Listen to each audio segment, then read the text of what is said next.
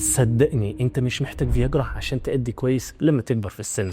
ضعف الانتصابي هي المشكله الجنسيه رقم واحد عند بعض الرجال بعد سن ال40. مش بس كده، الا ان احتماليه حدوثها بتزيد مع السن. فهل يا ترى في حل للموضوع ده؟ بص يا صديقي، من اهم الحاجات اللي تعملها عشان ما تدخلش في ضعف انتصاب لما تكبر هو انك تكون منضبط على مدار حياتك بالاكل الصحي وبعيد عن السجاير والمخدرات. ضعف الانتصاب بيحصل بسبب قله كميه الدم اللي بتروح للعضو الذكري اثناء الممارسه الجنسيه. طب وده بيحصل ليه؟ في اسباب كتيره ممكن تعمل كده، لكن انا هقول لك على سبب واحد وهو الاهم، هو ده اللي تقدر تمنعه او تقلل من تطوره، وهو تصلب الشرايين. الانتصاب عشان يحصل لازم تكون الاوعيه الدمويه صحيه. اللي بيحصل على مدار عمرك انك بتاكل اكل غير صحي مليان بدهون مشبعه ودهون متحوله بتزود الكوليسترول السيء في الدم والمعروف بالال دي ال، فيعمل تصلب شرايين. كمان تلاقيك بتشرب سجاير وحشيش وبتاكل كل انواع السكر الضار اللي بيدمر الاوعيه الدمويه.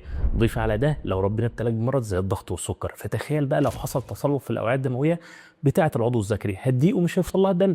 بلاش كده، تخيل لو حصل الكلام ده في الشرايين التاجيه بتاعه القلب، جزء من عضله القلب ممكن تموت وممكن ما يقدرش يضخ الدم كويس للعضو الذكري فيحصل ضعف الانتصاب. عشان كده حافظ على نفسك وانت شاب والتزم باكل صحي وابعد عن الفاست فود والسجاير والصودا، عشان لما تكبر ما تبقاش محتاج تقنع نفسك ان اللي حصل ده من الاضاءه او من صوت المروحه. لو عجبك الفيديو ما تنساش لايك وفولو عشان يوصلك كل جديد.